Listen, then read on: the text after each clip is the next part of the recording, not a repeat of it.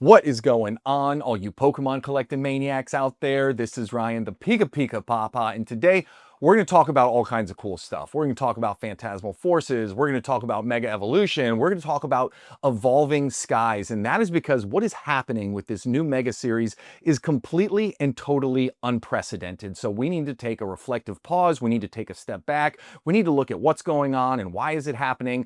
Is it good for the hobby? Is it bad for the hobby? Like, what is going to happen to all of these booster boxes far into the future? Like, I don't have a crystal ball, so I don't have the answer to a lot of this, but you know, on this channel, I always try and ground any thoughts or feelings in some form of data, and that's why we're going to look at Evolving Skies. Now, Evolving Skies is hard to compare to these new ultra-modern sets simply because the collecting and supply and demand was nowhere near back then what it is today. As I've shared in the past, it took Evolving Skies 23 months to break that $400 price point per booster box, and here we are a short month after Mega Evolution comes out, and guess what? We are already sitting at $330 per booster box. We have 4 cards in the Mega Evolution set that are at or above that $300 price point, with those gold cards just commanding this incredible dollar amount on the secondary market right now. So again, I always try and bring a little bit of sanity when I can to this space and talk about some of the things that make these cards not only awesome today, but what's going to be left in the tank 3, 5, 10 years down the road from now. When you start off with a booster box, which is over double MSRP, coming in at a $335 price point, like, it is very hard to imagine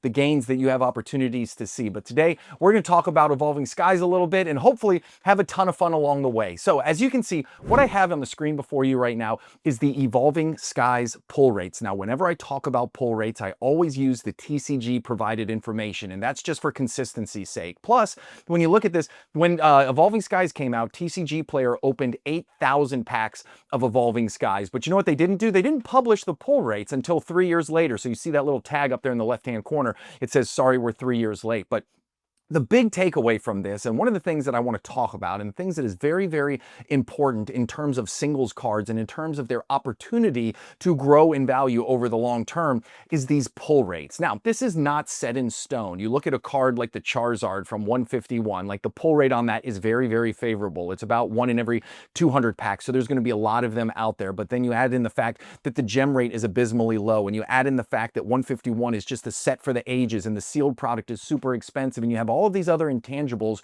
which makes that card incredibly special and leads me to believe that even with a favorable pull rate, it is still going to do really well in the long run. But when we think about Evolving Skies, which is that $2,500 booster box, right? You have the Moonbreon, which is the biggest chase card from the Sword and Shield era, and you look at what made it so special.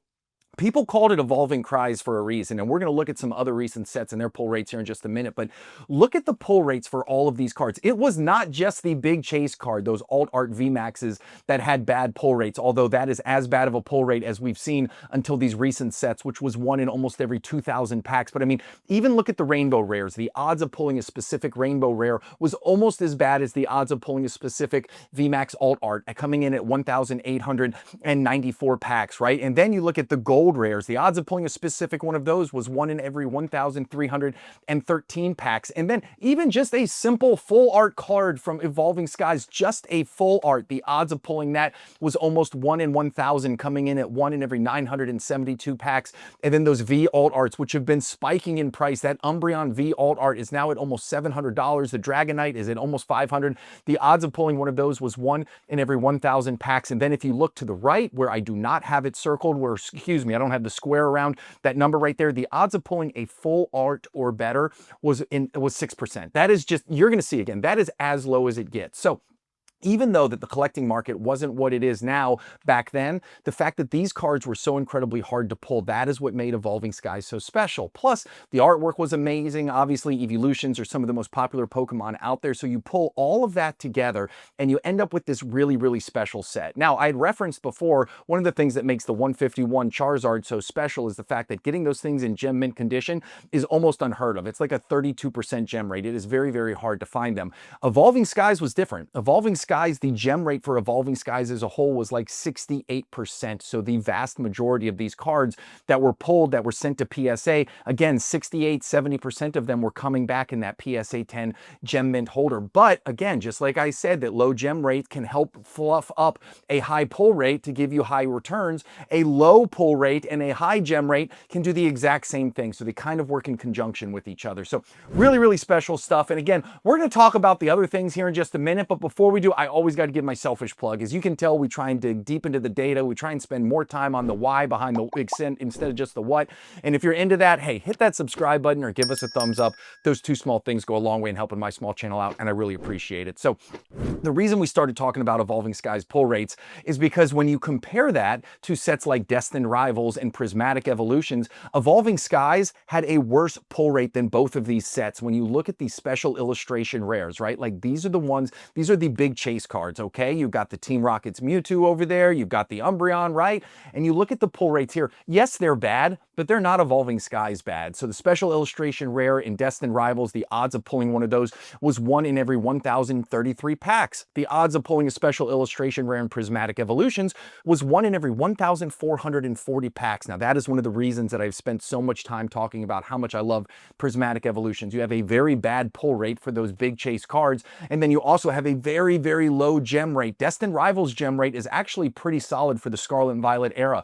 It's in the mid 40% range, but Prismatic Evolutions is at like 32%. So in Prismatic Evolutions, you have a very, very bad pull rate, but you also have a very, very bad gem rate, which I think in the long run is going to give those cards a huge, huge opportunity for some big runs. Now, the other thing I wanted to call out too is the gold cards, right? So when we look at the pull rate for these gold cards, they're not great, but they're also not as terrible as the special illustration rares that you see. So pulling a gold card in Destined Rivals, the odds of getting a specific one was 1 in almost every 900 packs. And then the odds of getting the gold hyper rare there in Prismatic Evolutions is 1 in every 900 packs. So the odds are pretty bad, but they're not nearly as bad as those special illustration rares. Now, what does that bring us to? Let's take a look at Mega Evolutions. And here is where we're going to see some very, very, very interesting things happen. So let's start off with what is the same. So you look at the special illustration rare pull rate, and it is very much in line with Destined Rivals, okay? So you've got the odds of pulling a specific special illustration rare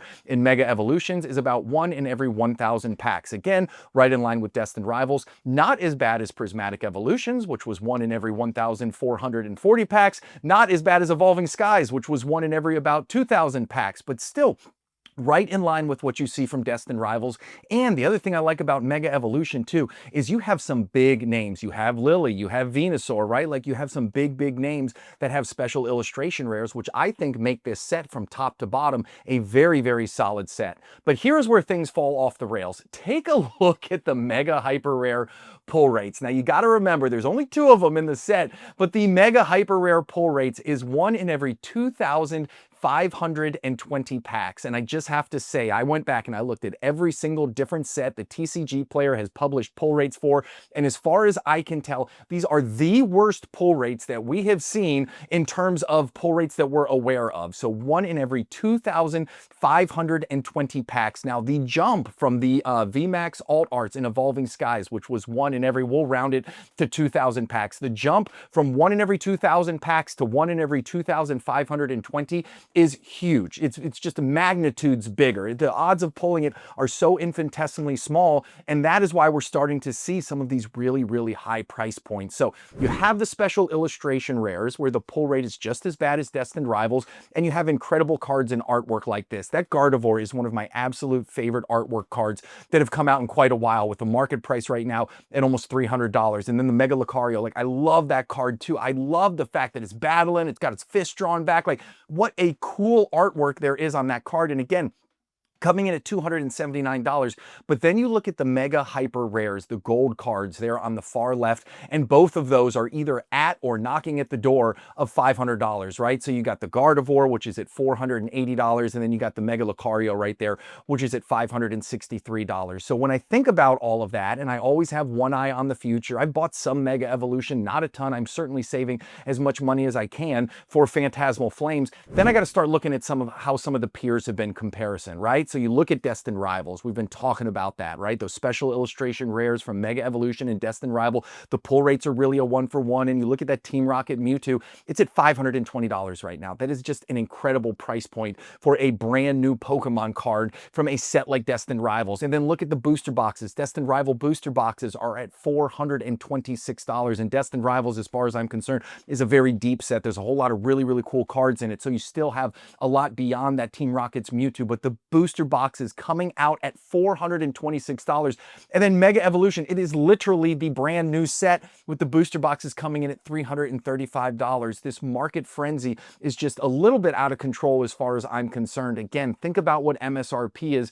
MSRP is officially gone unless you get it at the Pokemon Center during the pre-release, which I was very fortunate. I was able to get all of these except Destined Rivals, even Phantasmal Flames. I was able to get the 2 Pokemon Center exclusively trainer boxes. I was able to get 1 booster box. So very, very happy about all that. But back in the day, like we used to do that, and then I would go and buy cases of booster boxes at MSRP or below. But those days are gone. But I want you to think about what Mega Evolution is doing in terms of those chase cards and in terms of a booster box price. And then think about what we have on the horizon with Phantasmal Flames. Think about that gold Charizard. This could be the worst pull rate Charizard in terms of documented pull rates that we have ever seen. Now, again, people have to actually like the card. They have to like the artwork. I'm not sure if people are going to fall in love with this gold card or not, but could this be a $1,000 card out of the gate? If the pull rates are 1 in every 2,500 packs, and if we got a Mega Lucario, which is going for over $500 right now, like where is the Charizard going to stack up? And how about the special illustration rare Charizard? Like that artwork is absolutely fire. We already see the Mewtwo is up over $500. Could this card be a $700 card right out of the gate? Like, I don't know. I don't have a crystal ball. Like these numbers mean absolutely nothing. This is just me pontificating on what could happen, what might happen. But then you look at Phantasmal Flames booster boxes, and I cannot believe that I am about to say this, but pre-orders at $334. If you think about all of that, and you think about the fact that Mega Evolution booster boxes, which I don't think will be as good of a set long-term as Phantasmal Flames is, if Mega Evolution booster boxes are already going for $335, does a pre-order of Phantasmal Flames booster box inexplicably make sense at $330? It just, I don't know. I can't even finish the sentence. It's so crazy to say. But unfortunately, this is the world that we live in. And I do mean that, unfortunately. Like, I'm being completely honest. I wish we did not live in this space where these booster boxes were so expensive. Like, we were pricing so many people out of this incredible hobby because these booster boxes are going to hit the shelves, and MSRP is absolutely gone to the wind. And I think that the Pokemon Company needs to do a better job of at least balancing the supply and demand. It doesn't have to go back to the way it was back in the day where products sat on the shelves for years and people were marking them down. But oh my goodness, we need to do something to bring these prices down, because the thing that I see when I see this, a lot of people think that I focus on the money. That's not really it. I focus on the hobby, because at the end of the day, if I want my collection to be worth a lot in the future, I need people to be in the hobby to buy it into the future. And as we continue to see these booster boxes going for this ridiculous amount of money, I just worry that we're starting to scare some people away, and people who I want in the hobby, people who could have a lot of enjoyment out of it, just can't afford it anymore, which makes me sad. But with that being said, the whole point of this video was inexplicably Phantasmal Flames booster boxes at $330 as a pre-order at the exact same price as Mega Evolution might actually make sense. How wild is that to say? I don't know. At the end of the day, I think this is a really cool, interesting way to look at it. We have a long time until Phantasmal Flames comes out, so we have a lot to shake out. Maybe the Pokemon Company's going to completely surprise us, and they're just going to print this thing absolutely into oblivion. Prices will drop. All of us will get all the Phantasmal Flames we want. We'll be able to pick up these cards for $200-300 a piece. Who knows? A boy can dream. But I hope you enjoyed the video. I hope you enjoyed this conversation. And if you did, hit that subscribe button or give us a thumbs up. Those two small things go a long way in helping my small channel out. I really appreciate it. All right, everybody, you have an epic one, and I will talk to you soon. See you, everybody. Bye.